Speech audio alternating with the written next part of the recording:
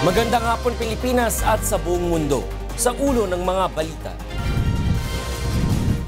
Militar hindi bobombahin ang mga moske sa Marawi City kahit ginagamit umano ito bilang kanlungan at imbakan ng mga armas ng teroristang Maute Group.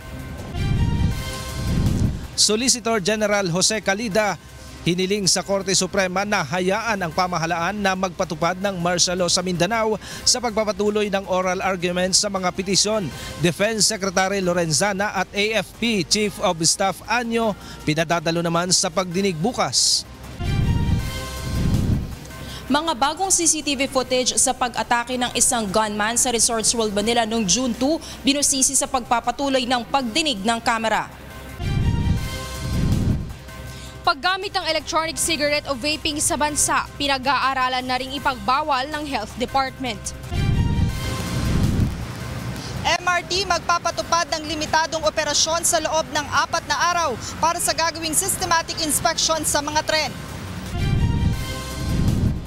Department of Justice boosters determinadong bumawi sa 2 sunod na talong nalasap para makapasok sa playoffs ng UNTV Cup Executive Face-Off.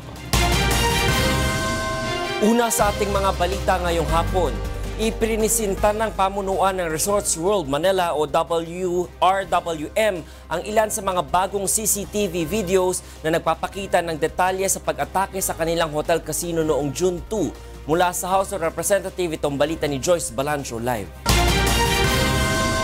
Joyce, go ahead. Yes, magandang gabi sa iyo, Attorney Reggie. Kakatapos nga lang ng halos 9 hours na joint hearing ng Kamara patungkol sa naging pag-atake sa Resorts World Manila noong June 2, kung saan maaalala natin na 38 individual ang nasawi, kabilang na nga ang nag-iisang gunman na si Jesse Carlos.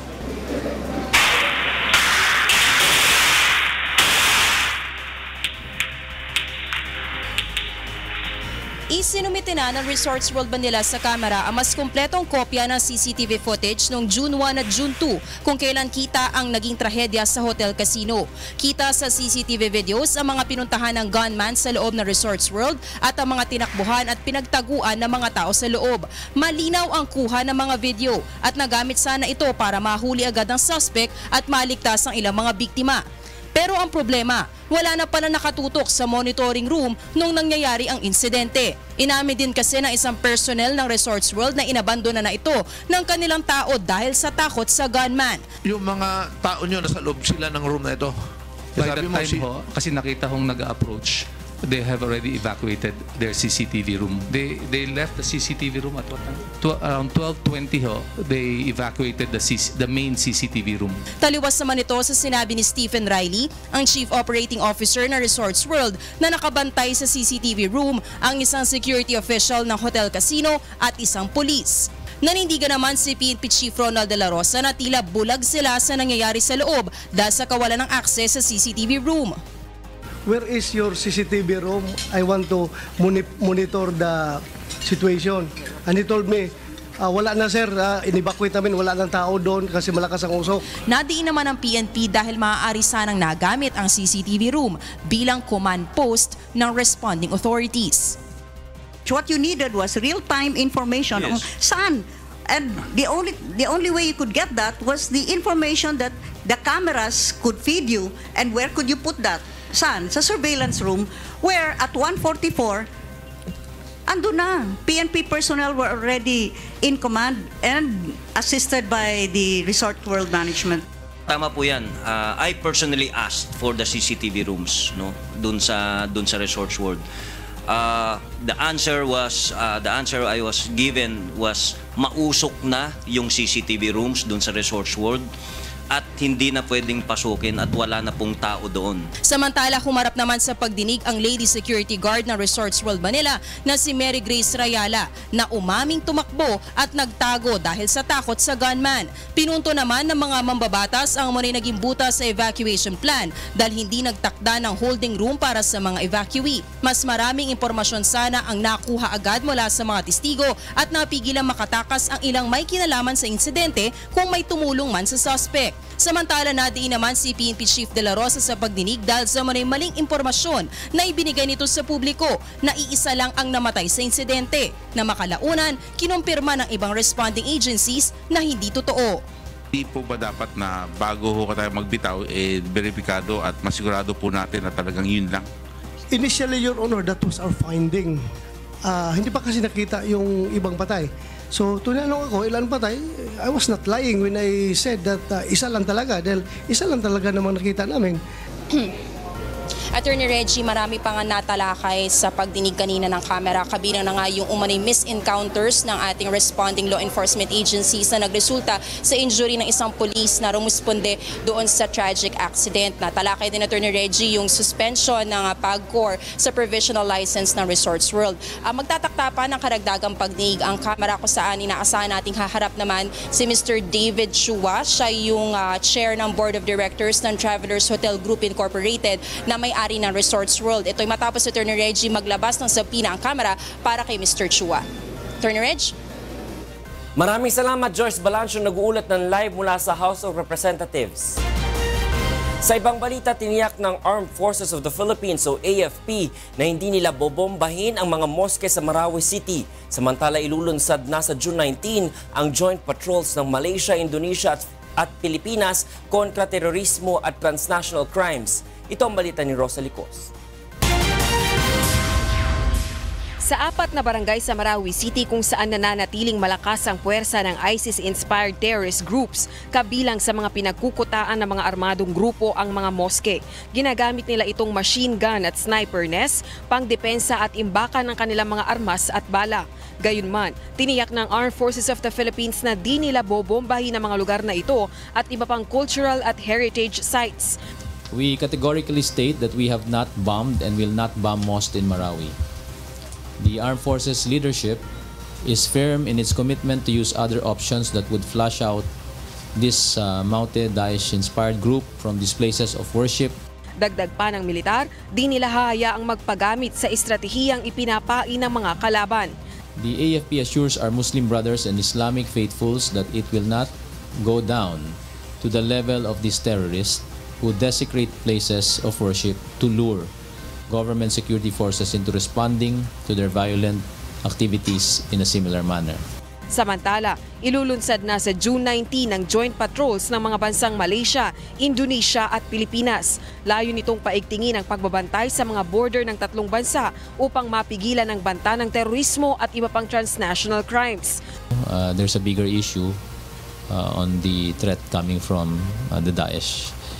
So that becomes more relevant to have these trilateral patrols. Sa huli, nanawagan naman ang pamahalaan na upang tuluyang masupil ang banta ng terorismo sa bansa, tigilan na ang pamumulitika at magkaisa sa pagbabantay ng seguridad at kapayapaan. Our sovereignty is being confronted and I believe it's time to set aside petty politics and things that separate us. It's really high time, and I believe it's a call to the Filipino nation to be able to stand together as one. It's high time we do that. Rosa Licos, UNTV News and Rescue, Malacanang. Sa pagpapatuloy ng oral arguments ngayong araw, hiniling ni Solicitor General Jose Calida sa Korte Suprema na hayaan ang pamahalaan na magpatupad ng martial law sa Mindanao. Aminado naman si Albay Representative Edsel Lagman na duda silang hindi aabusuhin ang deklarasyon ng martial law. Mula sa Maynila, ito ang balita ni Roderick Mendoza, live. Roderick.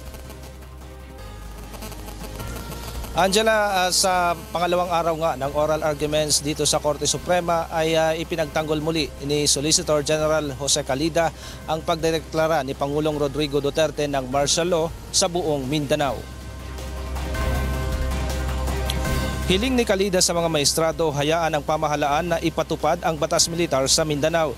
Dahil anya sa martial law, napigilan ang plano ng Maute at mga kaalyado nito na sakupin ang Marawi City at magtayo ng probinsya ng ISIS sa Mindanao. Wala anyang dapat ikatakot sa martial law dahil ang layo nito ay pangalagaan ang kaligtasan ng publiko. Your Honors, these are trying times. We are at a war with an enemy that does not respect the laws and principles we live by. We are at a war with an enemy that seeks to destroy our way of life and force its twisted ideology upon our people.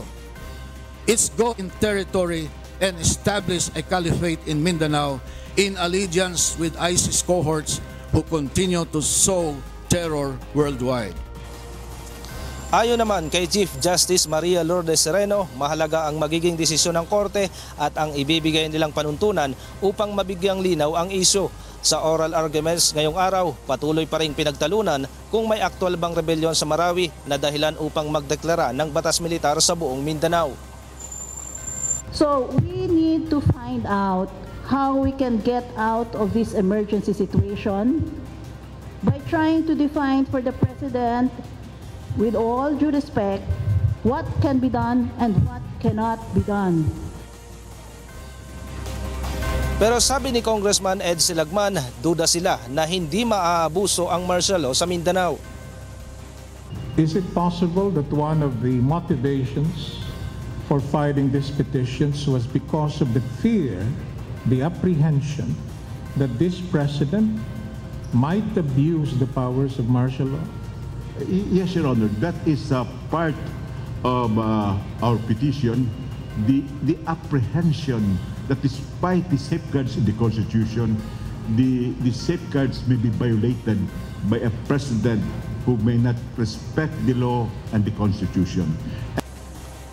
Umaasa naman si dating Congressman Nery Colmenares na lilimitahan ng korte ang martial law sa Marawi City. We really hope the Supreme Court will decide not to allow, kung i-allow man nila ang martial law sa Marawi, at the very least, huwag nilang i-allow na ma-impose ito sa buong Mindanao. Pinadadalo naman ng Korte Suprema sa pagdinig bukas sina Defense Secretary Delfin Lorenzana at AFP Chief of Staff General Eduardo Año upang magbigay ng briefing sa mga maestrado. Hiniling ni Soljan Calida na gawin itong pribado o sa isang executive session dahil sa mga sensitibong impormasyon. Pero sabi ni Sereno, dapat formal itong hilingin ni Calida at sabihin kung gaano ka-confidential ang ibibigay na mga impormasyon. Sa ngayon, Angela, ay tinapos na ng Korte Suprema itong pangalawang araw ng pagdinig sa mga petisyon kontra martial law. Itutuloy ito bukas alas 10 ng umaga. Angela. Maraming salamat sa iyo, Roderick Mendoza, live na nagulat mula sa Maynila. Tiwala naman ang Armed Forces of the Philippines na masasagot ng pinuno ng Defense Department at Armed Forces of the Philippines ang mga tanong ng Supreme Court Justices hinggil sa martial law declaration ni Pangulong Rodrigo Duterte. Ayon kay Brigadier General Restituto Padilla, handa ang mga opisyal ng militar na humarap sa Korte Suprema. Whatever is required, we will provide. General Año in particular, if he is requested by the Supreme Court, I guess the Chief of Staff himself and the Secretary of Defense themselves will be there to talk about and discuss whatever it is that the justices may want. Bumisita sa Pilipinas ang pinuno ng US Pacific Fleet na si Admiral Scott Swift. Ayon sa Embahada ng Amerika sa Pilipinas, bahagi ng pagbisita ni Admiral Swift na mapatibay ang ugnayan ng US Navy at Armed Forces of the Philippines. Mula nang dumating noong June 11 ay nakipagpulong na ang US General kina Foreign Affairs Secretary Alan Peter Cayetano at Defense Secretary Delfin Lorenzana. Nakipagkita rin siya kina AFP Chief of Staff Eduardo Año at Philippine Navy Flag Officer in Command Vice Admiral Ronald Mercado. Bukas, inaasahang aalis ng bansa si Admiral Swift. Sinabi rin ng US Embassy na suportado ng Amerika ang hakbang ng Pilipinas na palakasin ang kakayanan nito kontra terorismo at transnational crimes, gayon din sa pagtugon sa natural disasters at problema ng piracy. Naniniwala naman ng Department of Tourism na kaya pa rin nilang maabot ang target na 7 million tourist arrivals ngayong taon. Ito ay sa kabila na rin ang banta ng terorismo, partikular na ang nangyaring pag-atake ng Mauti Group sa Marawi City. Ito ang balita ni Nel Mariboho. Naramdaman ng ilang stakeholders ng tourism sector ang epekto ng mga nakaraang travel advisory ng ibang mga bansa dahil na rin sa usapin ng banta ng terorismo. Ayon sa Philippine Hotel Owners Association, may kaunti itong epekto sa kanilang industriya, ngunit nakakaya naman nilang makabawi sa anumang mga nawalang mga kita. A temporary setback, but then the hotels are very resilient to this, and they look for new markets that they can fill up the rooms with, and aggressive marketing. Sa kabila nito, naniniwala ang Department of Tourism na kaya pa rin nilang maabot ang kanilang target na 7 million tourist arrivals. If we do the math, another 10% would be 6.6, but we want to do 7 million. Only because the renewed relationship with China. Ayon sa DOT, kung titingnan ng datos, pagkatapos na nangyaring September 2016 Davao Market bombing, umakyat pa rin ang bilang ng turista noong Pebrero, partikular na ang mula sa Korea at Estados Unidos kumpara sa nakaraang taon. We have reason to believe that people feel safe, especially when there's extra security, and they come. Sa ngayon ay nakikipagtulungan ng DOT sa law enforcement agency upang lalong mapalakas ang pagpapatupad ng seguridad para sa mga turistang bumibisita sa bansa. Nel Maribuhok, UNTV News and Rescue, Pasay City. Susunod sa ito ang balita. BIR official sa Quezon City, patay matapos tambangan. 24 na palapag na residential tower sa London nasunog. Ilang residente pinangangambahang natrap sa loob ng gusali. Paggamit ng electronic cigarette o vaping sa bansa, pinag-aaralan na ring ipagbawal ng Health Department.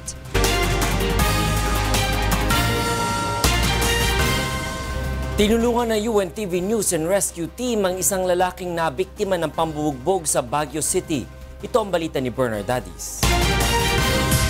Nagtamo ng mga sugat sa ilong at malapit sa mata ang 22 anyos na si Donald Garlejo matapos umanong mabiktima ng pambubugbog. Nadatna ng UNTV News and Rescue Team si Garlejo habang nagpapablatter sa Baguio City Police Station 7 kaninang madaling araw. Ayon sa biktima, sinugod at sinuntok umano ng dalawang lalaki habang nasa loob ng isang bar. Nilapatan ng pangunang lunas ng UNTV Rescue ang mga sugat ni Garlejo, ngunit tumanggi na itong magpahatid sa ospital. Plano ng biktima na sampahan ng reklamo ang dalawang lalaking nang bugbog umano sa kaniya. Bernard Dadis, UNTV News and Rescue, Philippines. Pinag-aaralan ngayon ng Department of Health o DOH na ipagbawal na rin ang paggamit ng e-cigarettes sa mga pampublikong lugar. Kasunod na rin ito ng paglagda ni Pangulong Rodrigo Roa Duterte sa Executive Order o EO para sa nationwide smoking ban. Ito ang balita ni Aiko Miguel. Sa July 16 paganap na maipatutupad ng pamahalaan ang Executive Order No. 26 o ang nationwide smoking ban na nilagdaan ni Pangulong Rodrigo Duterte noong May 16. Subalit sa ngayon, pinag-aaralan na rin ng Department of Health na ipagbawal ang paggamit ng e-cigarette o vape sa mga pampublikong lugar sa buong bansa. Hindi saklaw ng EO26 ang e-cigarette. We're still getting the technical assistance from the World Health Organization kung paano natin totally gaya sa cigarette smoking, yung vaping, na ibaban natin siya. Providing the youth and the smokers alternative. Na akala po ng youth at ng mga smokers, it's safer. But there is no safe level of tobacco exposure. Ayon sa DOH at World Health Organization, 7,000 kemikal na masama sa katawan ang nasa vape, kaya hindi rin ito tamang maging alternatibo ng mga naninigarilyo. Sang-ayon naman ang Manila City Government na masama ang vaping, subalit kailangan nila ng batas para tuluyan itong maipagbawal sa mga pampublikong lugar. We might have a question of law later, so we're waiting for the national DOH to really help us, assist us in coming up with definite rules on vaping. Wala pa po kaming penalties and not like with smoking. We just tried to streamline the old ordinances that we have. Samantala, inilunsad din ngayong araw sa FG Calderon Elementary School sa Maynila ang kampanya para maipaunawa sa mga kabataan ang panganib ng paninigarilyo. Katuwang ng Department of Education, iikuti ng DOH ang mga paaralan sa bansa upang magpaskil ng mga poster laban sa pagbebenta ng mga sigarilyo sa mga eskwelahan. No Smoking Month at nakatutok po tayo sa mga kabataan na sana wag na silang magsimula Say no to tobacco, bes. Wag magyosi, wag kadiri. Masama na rin po kasi sa katawan yung kaya hindi ko rin po sinusubukan. Mahirap na din pong magkasakit. Tres po sigarilyo ang pagkakaalam ko. Tapos pag naninigarilyo po kayo, malaking halaga po yung magagastos niyo po sa pag nagpagamot po kayo sa cancer po. Batay sa Global Youth Tobacco Survey noong 2015, tumaas ng 16% ang bilang ng mga kabataang naninigarilyo sa Pilipinas at bawat taon, 188 billion pesos ang inilalabas na pondo ng Department of Health para magamot ang mga nagkakasakit dahil sa paninigarilyo. Samantala sa June 19, ilulunsad na ng DOH ang Quit Line para sa mga smoker na gustong humingi ng tulong upang itigil na ang kanilang bisyo. Aiko Miguel, UNTV News and Rescue, Manila. Nanawagan ng Department of Labor and Employment sa mga ahensya ng gobyerno at civic organizations na paigtingin ang laban kontra sa child labor. Ito ang balita ni Ray Pelayo. Problema pa rin sa bansa ang child labor. Ayon sa Department of Labor and Employment, noong 2011 pa lamang ay nasa 2 milyon na ang nasa child labor at 68% nito ay nasa agrikultura. May mga child labor din mula sa construction, transportation, street trading at iba pa. Tinukoy ng DOLE ang kahirapan bilang pangunahing dahilan kung bakit sa murang edad ay napipilitan ang mga bata na magtrabaho. Sa ngayon ay naglulunsad ng mga livelihood project ang DSWD upang mabawasan ang bilang ng mga bata na nasa child labor. In the Philippines, our commitment under the Philippine Plan of Action for Children is to remove 1 million child labor by 2025. Nanawagan naman ang International Labor Organization na protektahan ang mga batang apektado ng kalamidad at gulo o armed conflict. Nasa 70 milyong bataan nila kada taon ang naapektuhan ng kalamidad sa mundo, kasama na ang Pilipinas at Myanmar. Dahil dito ay nalalantad din ang mga bata sa child labor, abuso at trafficking. Nasa 250 milyon naman ang apektado ng gulo na karamihan ay nasa Asia at Middle East kung saan ginagawang mandirigma ang mga bata o kaya naman ay biktima ng sexual exploitation. Pag meron ding gulo, may evacuation, hindi umaandar yung ekonomiya, nawawalan din ng trabaho at pangkabuhayan yung mga magulang at napipilitan din ang mga bata na tumulong. Ayon sa ILO, sapat naman ang batas para protektahan ang mga bata laban sa child labor at ang kailangan lamang ay ipatupad ang mga ito. Ray Pelayo, UNTV News and Rescue, Quezon City. Patay ang isang opisyal ng Bureau of Internal Revenue matapos barilin na mga lalaking sakay ng motorsiklo kaninang umaga. Ito ang balita ni Maki Libradilla. Kuha ang CCTV footage na ito sa isang parking lot ilang metro lang ang layo sa Revenue District Office 28 ng BIR sa West Avenue, Quezon City.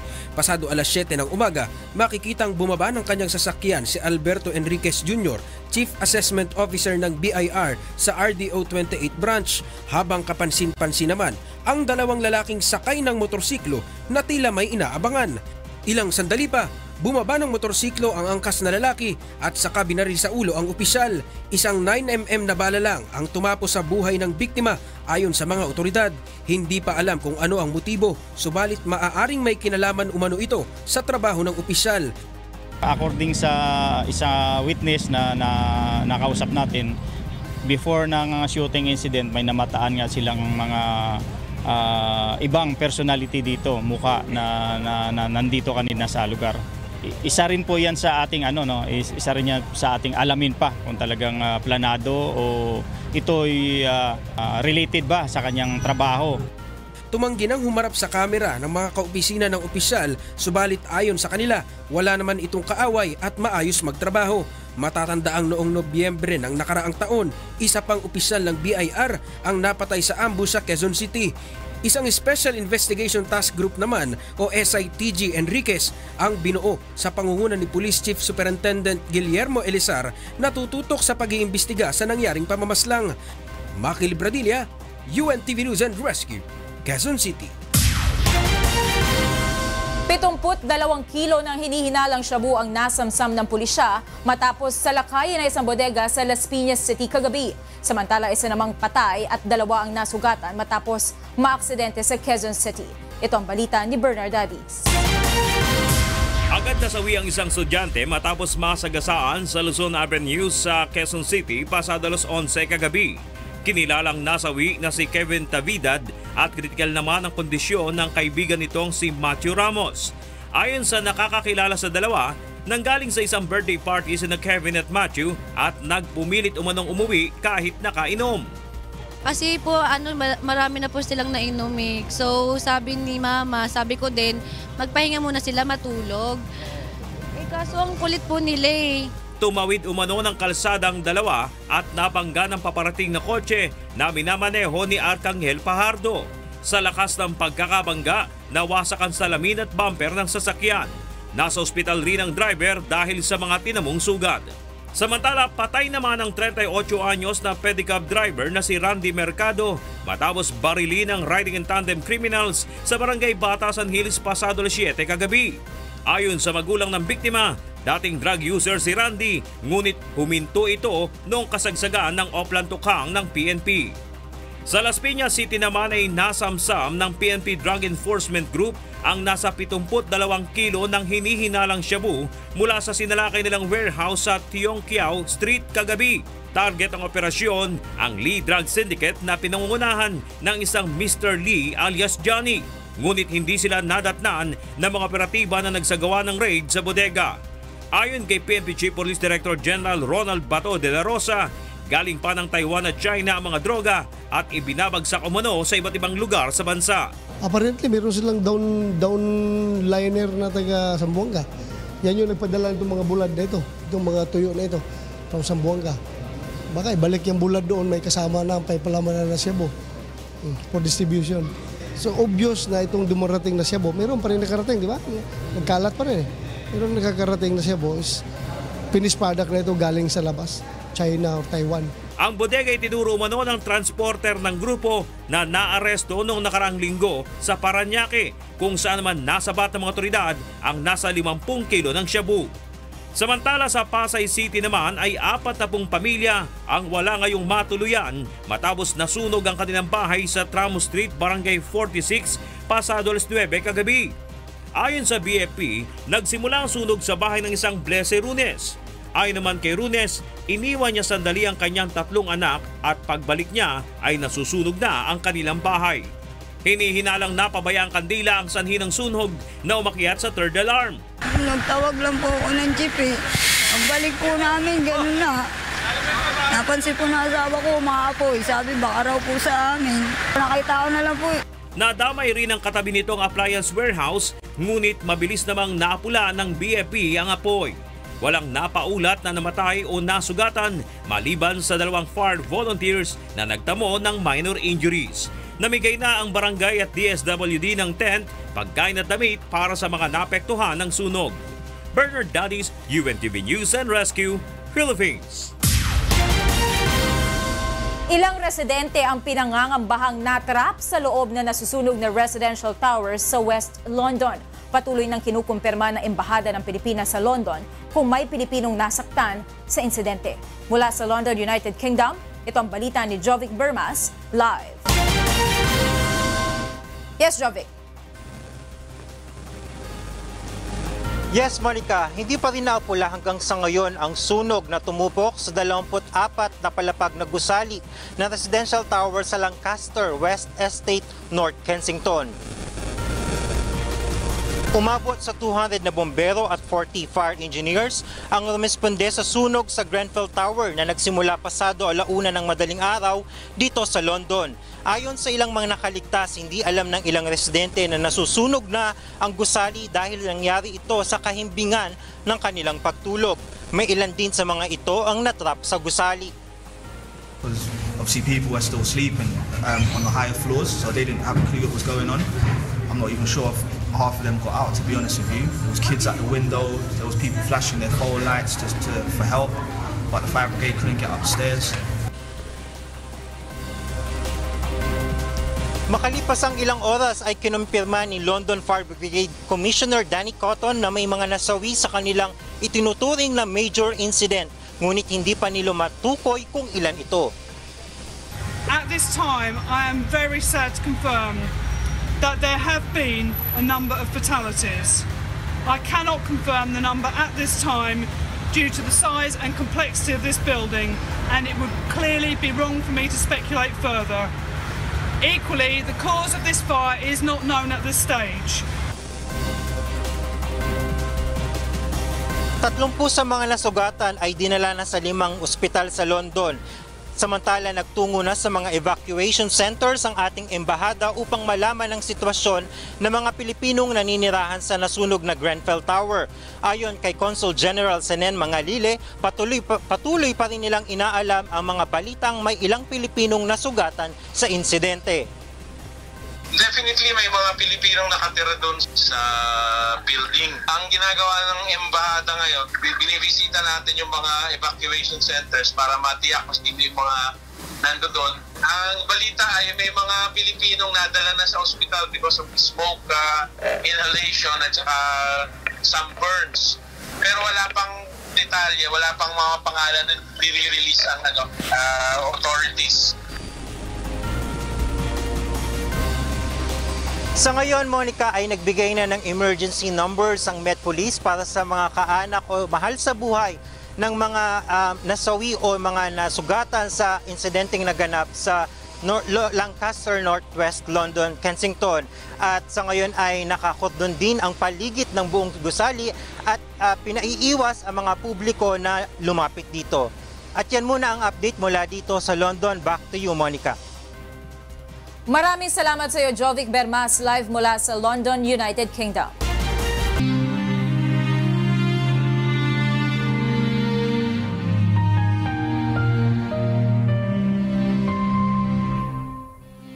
Dalawang 2,760 araw na po ang nakalipas mula nang maganap ang malagim na Maguindanao Massacre.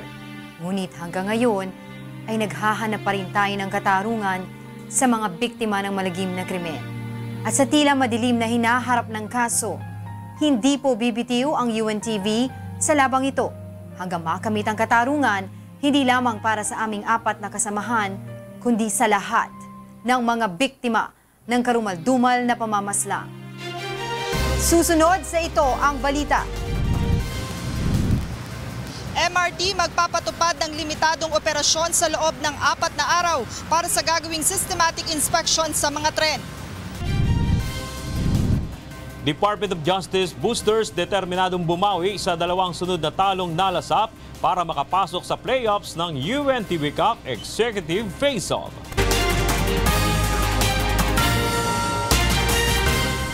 Hindi pa rin natatagpuan ang labi ng alkalde ng Bien Unido, Bohol na si Gisela Boniel na ipinadukot at ipinapatay umano ng asawa nito. Panawagan naman ng pamilya ng mayora na agad maresolba ang kaso.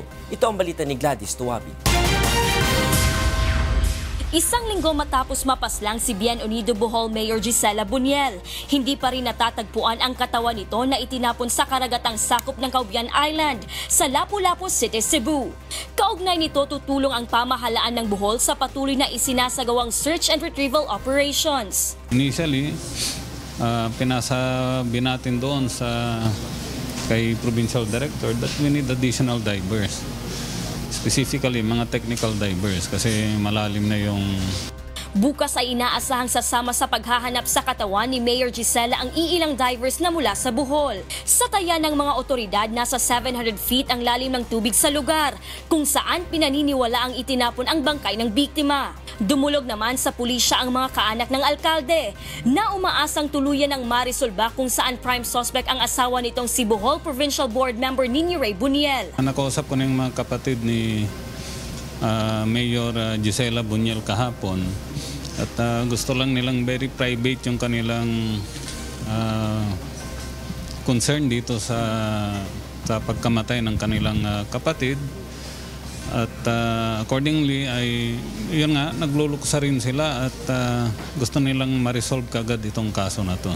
Samantala, nananawagan naman ng PRO7 sa natitirang 4 na sospek na voluntaryong sumuko sa mga otoridad. Nakahanda ang PRO7 na magbigay ng security sa mga ito kung magdedesisyong tumistigo sa kaso. Sa ngayon, sina Riolito Itadboniel at Randalupas ang gagawing witness sa kaso matapos ituro ng mga ito na si Nino ang nasa likod ng pagpatay kay Gisela. This is a very welcome move on their part dahil malaking tulong ito dito sa kaso na sinampa natin kay Board Member Boniel. Gladys Tuwabi, UNTV News and Rescue, Cebu. Magpapatupad ng limitadong operasyon ng MRT Line 3 sa susunod na 4 na araw matapos matuklasan na may sira ang isa nilang tren. Anila asahan na ng mga pasahero ang mas mahabang pila at mas mabagal na biyahe ng mga tren hanggang sa Linggo. Ito ang balita ni Joanan. Mas mahabang pila ng mga pasahero at mas matagal na biyahe ng mga tren. Ito ang senaryong inaasahan sa susunod na 4 na araw dahil magpapatupad ang MRT Line 3 ng limitadong operasyon sa kanilang mga tren. Mula sa dating 20 train set na bumabiyahe tuwing peak hours, ngayon ay 15 train set lamang muna ang papayagang magsakay ng mga pasahero. Bukod sa limitadong bilang ng mga tren, magbabawas din ang MRT ng speed limit sa kanilang mga tren. Ang dating bilis na 40 km per hour, ngayon ay pansamantala muna itong tatakbo ng 20 km per hour. Ibig sabihin, ang dating 35 minuto na end-to-end station na biyahe, ngayon ay tatagal na ito ng 50 minuto. Paliwanag ng mga opisyal ng MRT, ang limitadong operasyon ay bunsod ng isasagawang systematic check sa lahat ng kanilang mga tren. Ito'y matapos anilang matuklasan kagabi ang di pangkaraniwang tunog at irregularidad sa pagtakbo ng isa sa tren.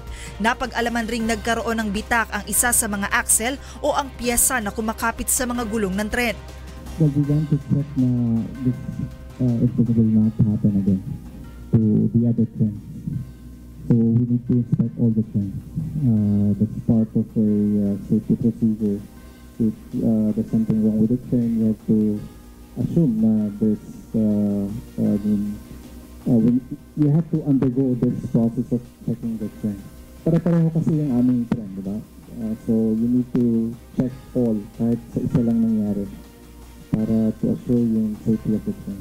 Sa pagtaya ng MRT management, 30% ng kanilang passenger capacity ang maaapektuhan dahil sa limitadong operasyon. Ayon sa MRT, ito ang unang pagkakataon na naobserbahan ng ganitong problema, kung kaya't nagdesisyon sila na suriin ang lahat ng tren upang masiguro ang kaligtasan ng kanilang mga pasahero. Nagpauna ng humingi ng paumanhin at pangunawa ang MRT management, subalit dismayado pa rin ang karamihan sa mga pasahero. Nagmamadali tayo, pupunta tayo ng trabaho. Kailangan natin mag-MRT, kaya nga tayo sasakay dyan para walang traffic. Kung titignan mo, di ba, may dumadaan na bagon, hindi na nga magkasa yung mga tao eh. Kung babawasan pa. Hindi ka lalo tao. Nagabol nga ng oras tapos mababawasan pa. Gayunman, tiniyak ng MRT na sisikapin nilang matapos ang system check hanggang sa Linggo upang maibalik ang normal na operasyon sa Lunes. Joanano, UNTV News and Rescue, Quezon City. Posibleng ipatupad ng muli sa July 1 ng Department of Transportation ang batas na nagbabawal sa mga driver na gumamit ng anumang gadget habang nagmamaneho. Sa ilalim ng nirebisang probisyon ng Anti-Distracted Driving Law, kailangang nakapwesto ang cellphone o gadgets ng driver ng 4 na pulgada mula sa dashboard ng kanilang sasakyan. Nilinaw ng ahensya na communication devices lamang ang sakop ng batas at hindi ang iba pang accessory sa mga sasakyan na maaaring makasagabal sa line of sight ng driver. Target ng DOTR na maipalathala sa mga pahayagan bukas ang nirebisang implementing rules and regulation ng Anti-Distracted Driving Law. We will give a copy to the publication, to the newspaper po. Barring any glitch, it will be published tomorrow. We will inform our media partners once it is published, and then we will give out an info blast that it's definitely being published on a particular day para po ma-heads up namin kayo kung ano yung 15 days after that. Sa ibang balita, iniimbestigahan na ng Department of Justice o DOJ ang umano'y panibagong kalakalan ng iligal na droga sa Bilibid Prison. Ito ang balita ni Monokson. Kinumpirma ni Department of Justice Secretary Vitaliano Aguirre II na mayroon na naman silang nalaman na panibagong kalakalan ng droga sa Bilibid Prison. Ayon kay Aguirre, patuloy nila itong iniimbestigahan upang mapanagot ang mga may sala. While we have controlled the drug trade for the past almost 1 year, I have received some reports that there is some sort of resurgence of drug trade in the New Bilibid. Sinabi rin ni Aguirre na bukod sa mga dating sangkot, may bagong personalidad din silang iniimbestigahan ngayon na nagpapasok ng droga sa Bilibid. Plano sana ng DOJ na ipasok bilang bantay ang mga kawani ng Philippine Marines, subalit kasalukuyang ginagamit ang puwersa nito sa Marawi. Kukuha muna ng dagdag na tao mula sa PNP Special Action Force ang DOJ upang mapaigting ang pagmamonitor ng umano'y pagpasok ng iligal na droga sa Bilibid Prison. Tuwing 6 na buwan ay papalitan ng DOJ ang mga bantay upang maiwasan ang korupsyon sa kulungan. Nakikita naman na dahilan ng bagong pagpasok ng droga ay ang malaking perang iniaalok sa mga nagbabantay sa naturang kulungan. Talagang medyo malaking pera ang nagpalakad na yung mga drug lords na yan. Kaya even the most honest of our PNP ay nakukorrupted.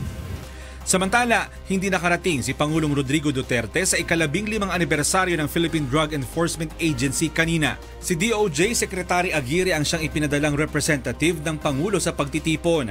Ipinagmalaki ng PIDEA na sa loob lamang ng 1 taon ay nakakumpiska sila ng mahigit 2,000 kilo ng shabu. The total accomplishment on ng shabu during the Duterte administration has surpassed 3 times that of the previous administration. It has surpassed the 3 years accomplishment of the previous administration. Sinabi rin ng PIDEA na tuloy ang kanilang anti-drug operation sa kabila ng nangyayaring gulo sa Marawi. Isa dito ay ang pagtukoy ng pinagmulan ng narco money na sinasabing bahagi ng pinansyal ng Maute Group. Mon Hokson, UNTV News and Rescue, Quezon City.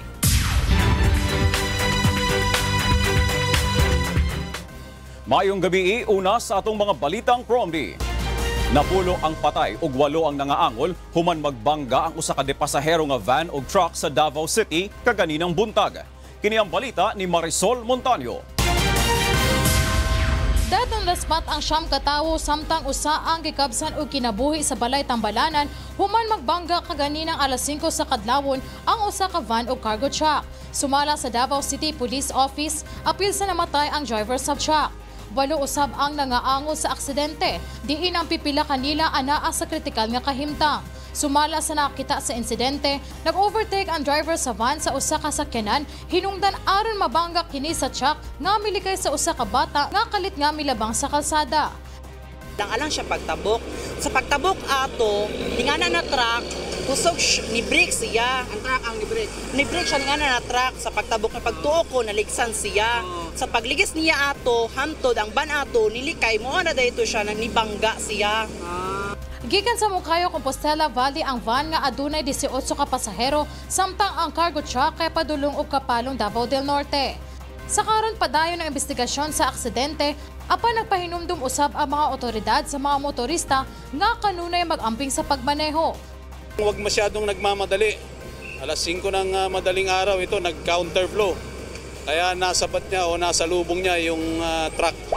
Apan tungod sa maong panghitabo, gibatikos ni Vice Mayor Paulo Duterte ang mga ahensya sa gobyerno nga nagapatuman sa mga bala o trapiko sa dakbayan. Sumala sa Vice Mayor, dugay na niyang gipasidanan ang maong mga ahensya nga disiplinahon ang mga driver sa van, bus ug jeep nga nagasulod sa Davao. Aduna usab siya nadawat nga impormasyon nga ang ubang traffic enforcer sa syudad nagadawat og suhol maong dili gapang dako. Marisol Montaño, UNTV News and Rescue, Davao City. Mga bukog na lang sa usa ka mag-uuma nga duha na ka simanang gipangita ang nahikaplagan sa mga otoridad sa Cabuyao, Laguna. Samtang padayon nga giniimbestigahan sa mga pulis ang nahitabong pagpamusil kagahapon sa usa ka opisyal sa Civil Registrar Office sa Bacoor City ug sa asawa ni ini. Kini ang balita ni Sherwin Kulubong. Inaalam na ng Cavite Police kung sino ang nasa likod at ang motibo sa pagpaslang sa mag-asawang Dolores at Felipe Yumol kagabi. Nagtatrabaho bilang head officer ng Civil Registry Office sa Bacoor City si Dolores at inhinyero naman ng asawa nito. Sa inisyal na investigasyon ng pulisya, pauwi na ang dalawa ng barilin sa bahagi ng Barangay Pamplona 1 sa Las Piñas City kagabi. Naisugod pa ang mga biktima sa ospital ngunit idineklara ng dead on arrival. 14 na basyo ng bala ng kalibre 45 na baril ang na-recover ng mga otoridad sa lugar. Samantala, halos kalansay na ng matagpuan ang 61 anyos na magsasakang si Moises Luna na 2 linggo nang hinahanap ng kanyang mga kaanak. Kahapon nakita sa gitna ng palayan sa Barangay Gulod sa Cabuyao, Laguna ang mga buto matapos itong i-report ng concerned citizen. Buto na, mag-iisang buwan na yan. Nasa advanced decomposition stage na ang labi, ngunit kinumpirma ng pamilya Luna na ito nga ang nawawala nilang kaanak dahil sa suot nitong sinturon. Inaalam pa ng mga otoridad ang sanhi ng pagkamatay ng biktima. Kasama ang Cavite News Team, Sherwin Kulubong, UNTV News and Rescue, Laguna. Ginaduso sa mayor sa Bacolod City nga ibalhin sa bulan sa Hunyo ang pagselebrar sa Charter Day nga ginasaulog matag Oktubre. Kini ang balita ni Lane Moreno. 69 na katuig nga ginasaulog sa Bacolod City ang Charter Day o ang adlaw sang pagkatukod sini bilang isa ka syudad kada Oktubre 19. Apang suno kay Bacolod Mayor Evilio Lunardia, gindeklarar nga syudad ang Bacolod sa June 18, 1938 matapos ginpirmahan sang anay Presidente Manuel Quezon ang Commonwealth Act 326. It is so clear that it should be June 18. We do not want this to go on. Gani nagakadapat lamang nga sa ini nga adlaw igasaulog ang Charter Day. Ang Oktubre 19 ang petsa kun sa diin ginbutang ni President Quezon si Alfredo Marañon Sr. bilang kauna-unahan nga mayor sa Bacolod City. Bangod sini magapasa sambil ang alkalde agud ilisan ang naandan nga Charter Day nga Oktubre kag isaylo sa June 18. Commonwealth Act 326 was signed on June 18 of 1938. Since it was approved on that date, it comes to reason that it is the date of the charter. Iga-deklarar man ini nga legal holiday sang syudad. Pila sa mga programa sang syudad kada Charter Day ang job fair, caravan, awarding sa mga taxpayers kag employees awarding ceremony kag iban pa. Lane Moreno, UNTV News and Rescue, Bacolod City. Og kana ang mga balita nga atong gitutukan gawas sa kauluhan. Ako si Victor Cosare. Maayong gabi. Magagamit na ng mga iskolar ng La Verdad Christian School at College sa Apali, Pampanga at Caloocan ang mga bagong pasilidad ng paaralan ngayong school year. Narito ang aking report. Mas magandang paaralan ang sasalubong sa mga iskolar ng La Verdad Christian School at College kasabay ng pagpasok ng school year 2017 to 2018. Sa layuning maipagkaloob sa mga mag-aaral ang kanilang mga pangangailangan sa academics at extracurricular activities, nagdagdag ng mga dekalidad na pasilidad ang administrasyon ng La Verdad.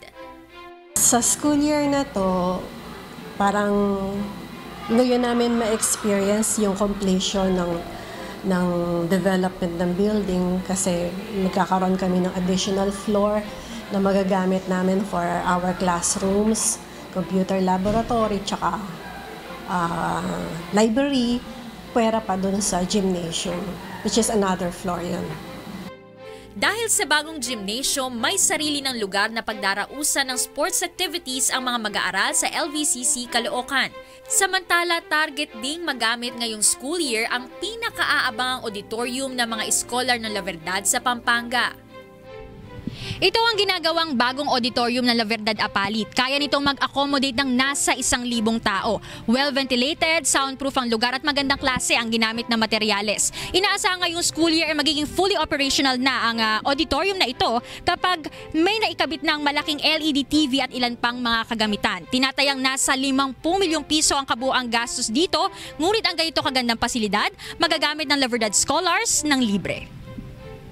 Ang auditorium ay gagamitin ng paaralan sa mga malalaking event nito, maging sa panonood ng educational films, documentaries at productions ng mga estudyante. Yung auditorium na yun na talagang ipinanukala ni Brother Daniel, yun ang pinakamagandang auditorium dito so far sa buong Pampanga pag nayari.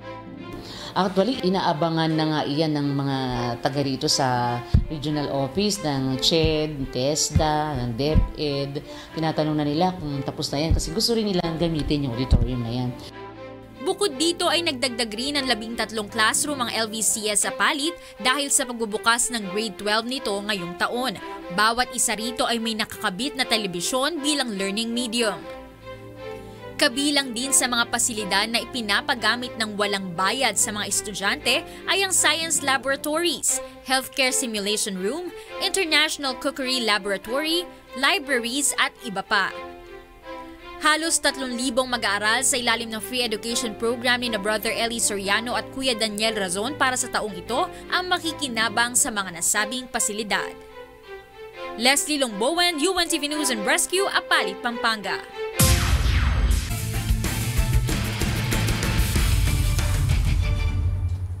Determinadong bumawi ang DOJ boosters sa dalawang sunod na pagkatalo na kanilang nalasap sa Senate Sentinels at PNP responders sa layuning makapasok sa playoffs ng UNTV Cup Executive Face-Off. Ito ang balita ni Bernard Dadis. Suarez. Matapos ang dalawang magkasunod na panalo sa pagsisimula ng UNTV Cup Executive Face-Off noong Mayo, dalawang magkasunod na pagkatalo naman ang natikman ng DOJ Justice Boosters sa huli nilang laban nitong Hunyo. Una ay noong June 4 nang pataubin sila ng Senate Sentinel sa final score na 84-77 at noong June 11 sa score na 88-82 laban naman sa PNP responders. Kaya naman sa nalalapit na sagupaan nila kontra BOC Transformers sa Linggo, alas 2 ng hapon sa Pasig City Sports Center, pipilitin ng DOJ na makabawi mula sa dalawang magkasunod na pagkatalo. Bagamat wala pang naitatalang panalo ang BOC sa huling 4 na laban nito, ayaw pa kumpiyansa ng DOJ lalo't magandang ipinakita ng BOC sa unang quarter ng huli nilang laban kontra Senate Sentinels noong nakaraang linggo. So hopefully makapasok kami sa Final Four. Susubukan ulit namin siya. Basta ilalaro lang namin kung ano yung nilalaro namin. Sakaling manalo ang DOJ, aakyat sila sa 3-2 win-loss record at aabante sa playoffs, habang magpapaalam na sa liga ang BOC. Ngunit sakaling matalo naman ang DOJ, magiging 2 panalo at 3 talo ang kanilang record. Aabangan nila ang resulta sa labanan ng Judiciary Magis at Senate Sentinels. Dahil kapag nanalo ang Judiciary, aakyat ito sa 3-2 panalo-talo, habang ang Senate naman ay magiging 2-3 kaagapay ng DOJ. Batay sa rules ng UNTV Cup Off-Season Games na win over the other rule, magpapaalam sa liga ang DOJ dahil tinalo sila ng Senate noong June 4 sa score na 84-77. Pero kung manalo naman ang Senate at matalo ang Judiciary naman ang magpapaalam sa liga dahil tinalo ng DOJ ang Judiciary noong May 21 opening games sa score na 56-50. Bernard Dadis, UNTV News and Rescue, Philippines.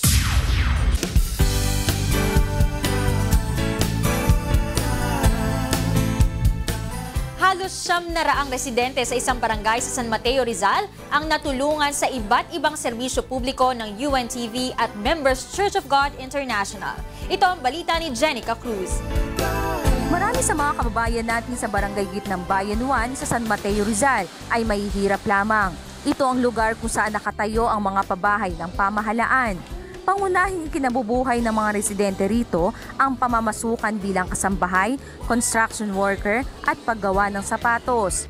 Kaya lubos na ikinatuwa ng mga taga rito nang mabalitaan ang pagsasagawa ng libreng medical mission ng UNTV at Members Church of God International sa pakikipagtulungan ng lokal ng pamahalaan ng Gitnang Bayan 1. Kagaya ni Mang Teodoro na nanggaling pa sa malayong lugar kasama ang ilang mga kamag-anak at kaibigan upang samantalahin ang libreng medical mission. At marami kaming sama-sama kaya hindi naman daling araw. Nagkaroon ako ng bigsa, check up ko. Binigyan ako naman ng gamot. Nahihilo ako. Ganun masakit ang batok. At maraming salamat. Dating kayo. Umabot sa halos 900 residente ang napaglingkuran sa iba't ibang medical services. Mayroon ding nakapagpabunot ng ngipin, nakapagpakonsulta sa mata at nabigyan ng libreng salamin. At mayroon ding mga nabigyan ng libreng bitamina at gamot. Ang iba naman ay nabigyan ng payo sa kanilang mga problemang legal. Mayroon ding libreng physical therapy at massage. In a way na may gagamutan to dahil as you can see, hindi ito basta-basta gamutan. Napakaraming nag-benefits na tao. Madali po mag-request sa aking mga katulad na mga pelo, barangay captain. Nag-request po ako, hindi ako napahiya. Sa sandaling mga panahon la ako nag-request, hindi naman umabot ng 2 months. Nag-grant yung request ko. Jenica Cruz para sa Serbisyong Kasangbahay. At yan ang ating sports, featured news at public service ngayong gabi. Ako po si Leslie Longbowen. Balik sa inyo, Attorney Reg, Angela and Monica. Maraming salamat, Leslie. Bago po tayo magtapos, kapapasok lang na balita, kinumpirma ng Embahada ng Pilipinas sa London na may mga Pilipinong nasaktan at naapektuhan ng sunog sa Grenfell Tower sa West London, United Kingdom. Pero wala pang inilalabas na detalye kung ilan at kung ano ang itinamo nilang injuries at mga pangalan nila. Karamihan sa kanila ay nasa emergency shelters sa St. Clement's Church at St. Francis of Assisi Church at Portobello Rugby Club sa Walmart.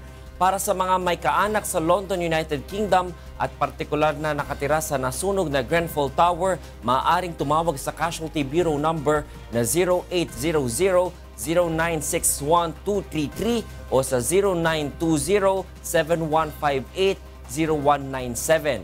Maaari ding tumawag sa emergency number ng Philippine Embassy na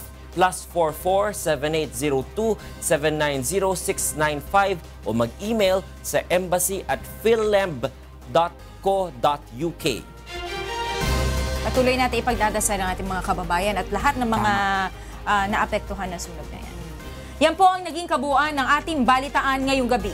Aming inilahad ng buong katapatan kung paano namin nasaksihan. Kayo po'y makapagtitiwala ng aming nakita at narinig ang aming ibinabalita. Magandang gabi, Pilipinas.